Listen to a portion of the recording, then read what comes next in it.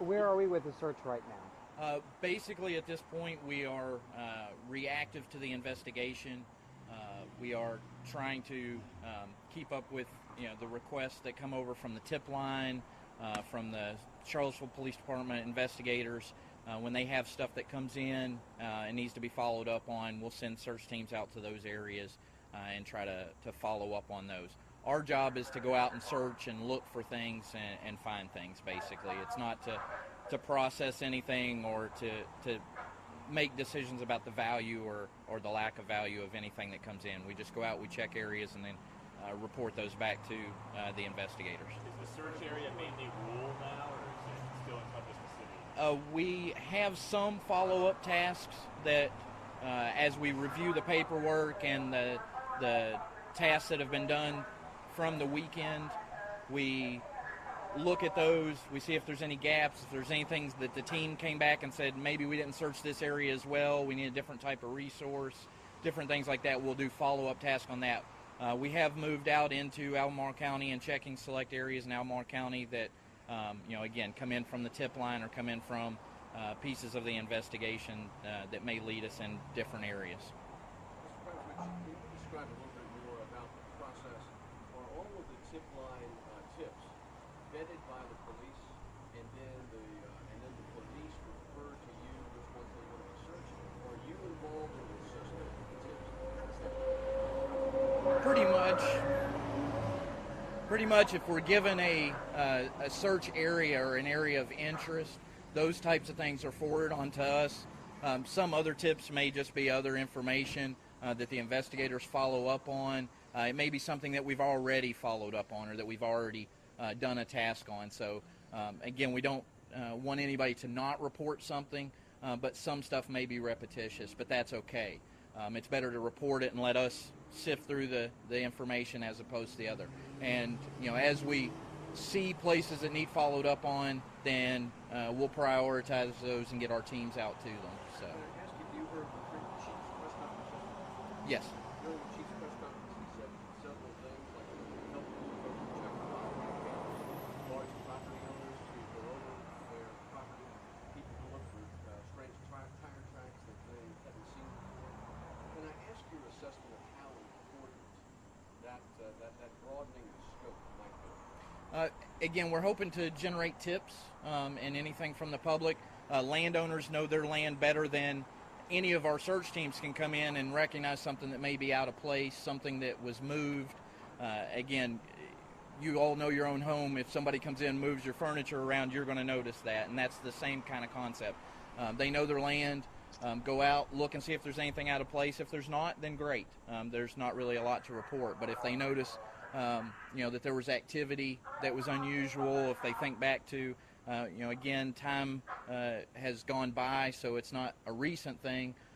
But if they find things that are out of place, then certainly report those and we can follow up on them. Have you had a lot of folks reaching out to you to come onto their property? Yes, they've had a number of tips and things that have come in, and then we prioritize those given the information.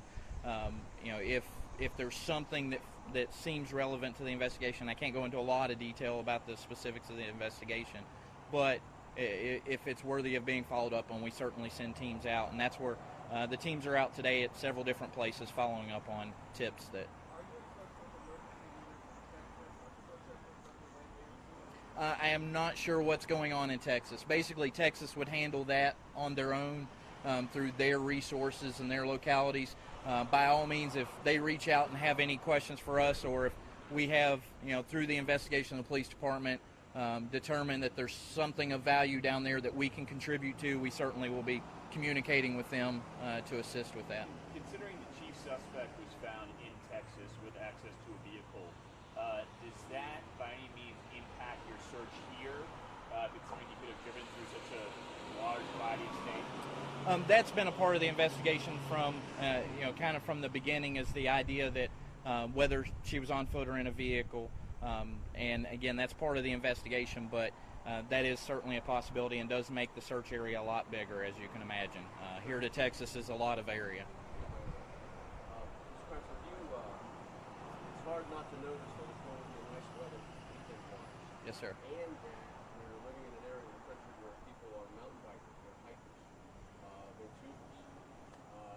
Does that impact the job? It does, but actually in this case it's helpful because, again, we're hoping that people getting out into the woods, out moving around, doing things are going to help generate any other information. Anything, again, that's out of place, that may be suspicious, that they see anything, and having those tips come in. So Forgive me, but that actually was the context of my question. Is it a good thing that this yes, it has a good and a bad to it. The good is that we get information in. The bad is there may be a lot of information to process as we come up on a very busy, nice weekend when people are outdoors. But that's a good problem for us to have. We'll sort through that information.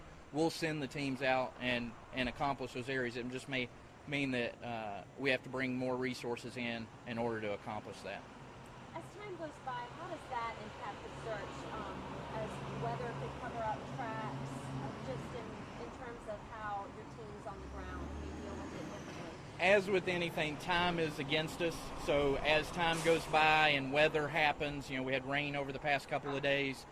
All of those things deteriorate any of the clues that we would pick up on. Things like footprints, tracks from vehicles, and stuff like that. So again, that's why there's a lot more people out there that can check their properties, that can be out and be vigilant while they're out, taking place in recreational activities. So those things are important to have people looking around doing stuff because, again, as time goes on, those clues deteriorate, and that is an issue for us. When you say the weeds, can you describe to us any stats on like this many canine units are out, or like what does weeding look like? Currently, we have about 6 canine teams that are operating, and again, that's responding to the investigation and the tips that go on. Right now, because of the information that we have and where we are with things, we're working a profile basically of likely places given the circumstances, and we use statistics to make that happen. So we take statistics from previous search events.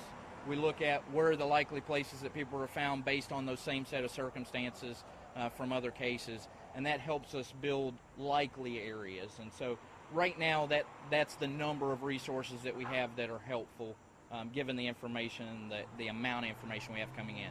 And again, if we get good information, if we start having a lot more tips that come in that we need to follow up on, we can certainly ramp up that number of resources. We are just operating during daylight hours at this time, and again, mostly being reactive to the investigation.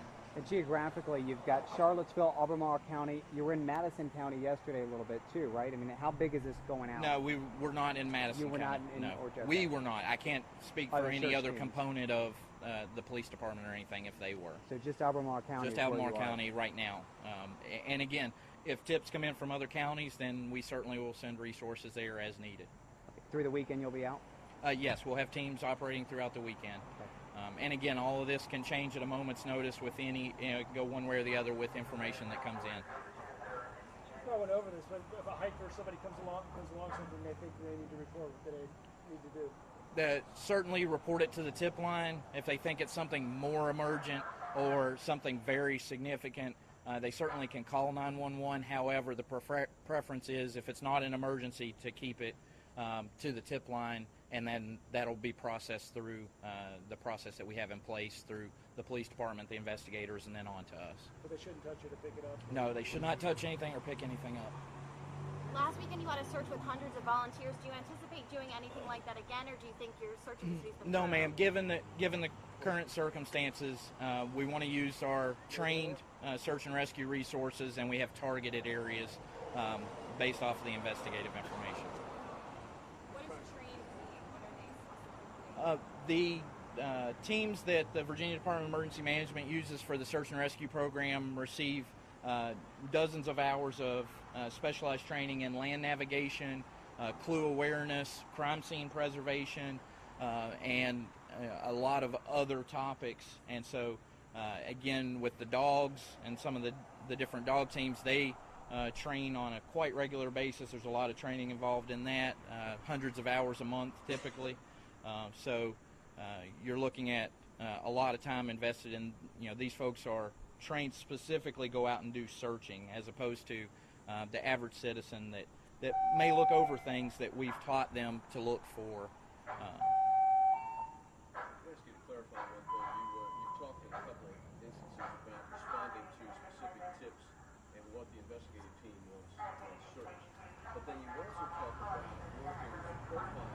Yes, sir. based on past cases.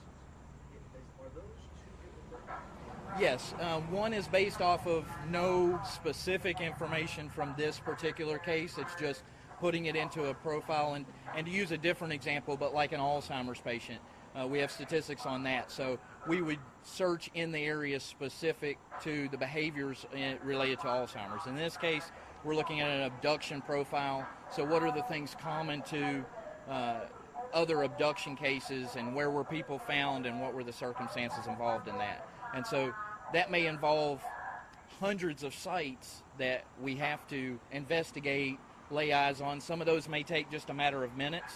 Others may take several hours to search the particular areas. So that's the more long-term plan. That's more of, if we have no other information to go on, it keeps us moving forward and looking for things. I'd rather not share it this time, just specifically. I need to clear some of that stuff through the police department about releasing some of those. Keep saying where others have been found. Is the presumption to you guys now that you're not going to find her alive? No, right now we still hold out hope that she may be found alive, but we also plan for the other contingencies also. We have searches that may last a number of hours and we don't find somebody alive, but at the same time we hold out hope that she will. Of course, with time, the realistic thing is that hope may fade a little bit, but right now our goal is to get out there, search the areas, and hopefully find even something as small as a clue or small evidence that she may have been somewhere.